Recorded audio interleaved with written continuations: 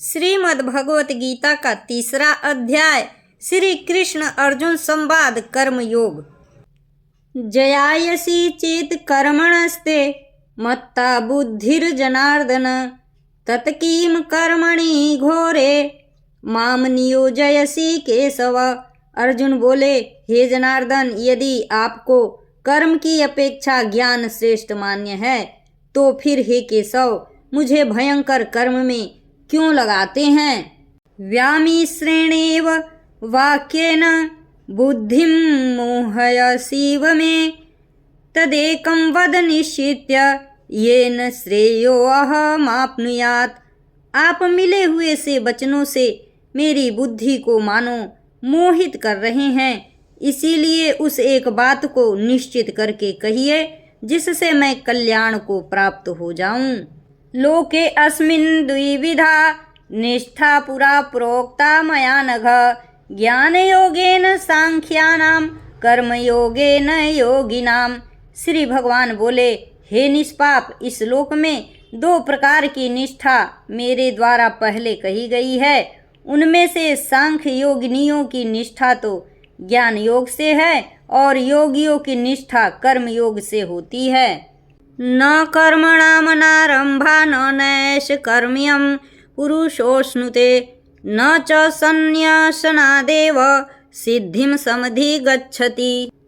मनुष्य न तो कर्मों का आरंभ किए बिना निष्कर्मता को यानी योग निष्ठा को प्राप्त होता है और न कर्मों के केवल त्याग मात्र से सिद्धि यानी सांख्य निष्ठ को ही प्राप्त होता है। न हि कश्चित् क्षणमपि जातु तिष्ठत्य कर्म कृत कार्यते हयवसः कर्म सर्वः प्रकृति जैर्गुणैः। निसंदेह कोई भी मनुष्य किसी भी काल में क्षण मात्र भी बिना कर्म किए नहीं रहता, क्योंकि सारा मनुष्य समुदाय प्रकृति जनित गुणों द्वारा परवश हुआ कर्म करने के लिए बाध्य किया जाता है।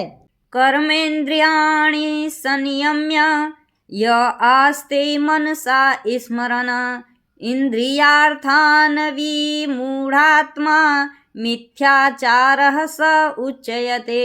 जो मूढ़ बुद्धि मनुष्य समस्त इंद्रियों को हठपूर्वक ऊपर से रोककर मन से उन इंद्रियों के विषयों का चिंतन करता है, वह मिथ्याचारी अर्थात दंभी कहा जाता है।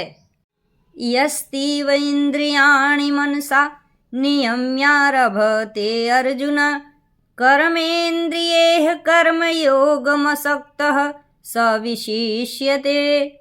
किंतु हे अर्जुन, जो पुरुष मन से इंद्रियों को वश में करके अनासक्त हुआ समस्त इंद्रियों द्वारा कर्म योग का आचरण करता है, वही श्रेष्ठ है। नियतं कुरु कर्म त्वं कर्म ज्याजूय कर्मणः शरीर यात्रापि च तेन प्रसिद्धयेद कर्मणः। तू शास्त्र विहित कर्तव्य कर्म कर, क्योंकि कर्म न करने की अपेक्षा कर्म करना श्रेष्ठ है तथा कर्म न करने से तेरा शरीर निर्वाह भी नहीं सिद्ध होगा। यज्ञार्थार्थ कर्मणो अन्यत्र लोको अयं कर्म बंधनः तदर्थं कर्म कौन्तेय मुक्त संगः समाचर।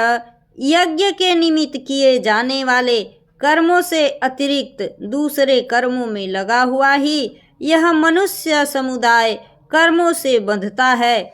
इसीलिए हे अर्जुन, तू आसक्ति से रहित होकर उस यज्ञ के निमित्त ही भली भांति कर्तव्य कर्म कर।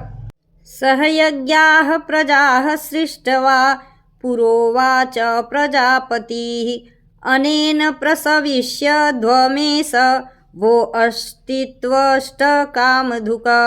प्रजापति ब्रह्मा ने कल्प के आदि में यज्ञ सहित प्रजाओं को रचकर उनसे कहा कि तुम लोग इस यज्ञ के द्वारा वृद्धि को प्राप्त हो और यह यज्ञ तुम लोगों को इच्छित भोग प्रदान करने वाला हो। देवान भावयतानेन ते देवा भावयन्तु वः परस्परं भावयन्तः श्रेयः परमवाप्स्यथ।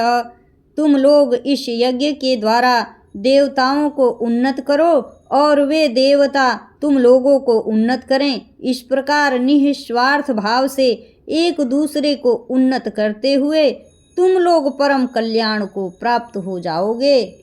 इष्टान भोगान ही वो देवा दास्यन्ते यज्ञ भाविताः तैर्दत्तान प्रदायेभ्यो यो भुक्तेन इस्तेन एव सह। यज्ञ के द्वारा बढ़ाए हुए देवता तुम लोगों को बिना मांगे ही इच्छित भोग निश्चय ही देते रहेंगे। इस प्रकार उन देवताओं के द्वारा दिए हुए भोगों को जो पुरुष उनको बिना दिए स्वयं भोगता है वह चोर ही है। यज्ञ शिष्टासिनः संतो मुच्यन्ते सर्व किल्बिषैः भुजन्ते ते त्वघं पापा ये पचन्ते आत्म कारणात्।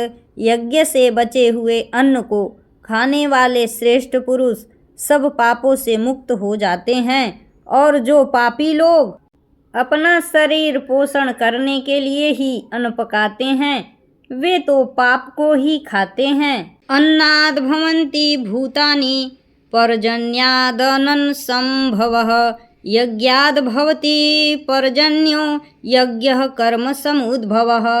कर्म ब्रह्मोद्भवं विद्धि ब्रह्माक्षर समुद्भवम् तस्मात् सर्वगतं ब्रह्म नित्यं यज्ञे प्रतिष्ठितम्। संपूर्ण प्राणी अन्न से उत्पन्न होते हैं। अन्न की उत्पत्ति वृष्टि से होती है, वृष्टि यज्ञ से होती है और यज्ञ विहित कर्मों से उत्पन्न होने वाला है। कर्म समुदाय को तू वेद से उत्पन्न और वेद को अविनाशी परमात्मा से उत्पन्न हुआ जान। इससे सिद्ध होता है कि सर्वव्यापी परम अक्षर परमात्मा सदा ही यज्ञ में प्रतिष्ठित है। एवं प्रवर्तितं चक्रम नानुवर्तीयति यः अघायुरिन्द्रियारामो मोघम पार्थ स जीवति। हे पार्थ, जो पुरुष इस लोक में इस प्रकार परंपरा से प्रचलित सृष्टि चक्र के अनुकूल नहीं बरतता अर्थात अपने कर्तव्य का पालन नहीं करता, वह इंद्रियों के द्वारा भोगों में रमण करने वाला पापायु पुरुष व्यर्थ ही जीता है।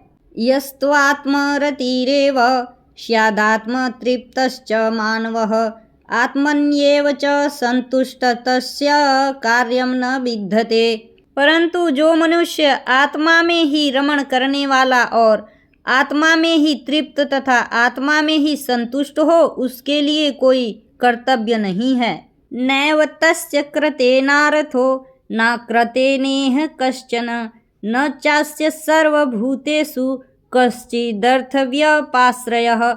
उस महापुरुष का इस विश्व में न तो कर्म करने से कोई प्रयोजन रहता है और न कर्मों के न करने से ही कोई प्रयोजन रहता है, तथा संपूर्ण प्राणियों में भी इसका किंचिन मात्र भी स्वार्थ का संबंध नहीं रहता। तस्मादसक्तः सततं कार्यं कर्म समाचर असक्तो याचरन् कर्म परमाप्नोति पुरुषः। इसीलिए तू निरंतर आसक्ति से रहित होकर सदा कर्तव्य कर्म को भली भांति करता रह, क्योंकि आसक्ति से रहित होकर कर्म करता हुआ मनुष्य परमात्मा को प्राप्त हो जाता है। कर्मणेव हि सन्नसिद्धि मा स्थिता जनकादयः लोक संग्रह मेवापि संपश्यन् कर्तुर्मर्हसि। जनकादि ज्ञानी जन भी आसक्ति रहित कर्म द्वारा ही परम सिद्धि को प्राप्त हुए थे। इसीलिए तथा लोक संग्रह को देखते हुए भी तू कर्म करने को ही योग्य है, अर्थात तुझे कर्म करना ही उचित है।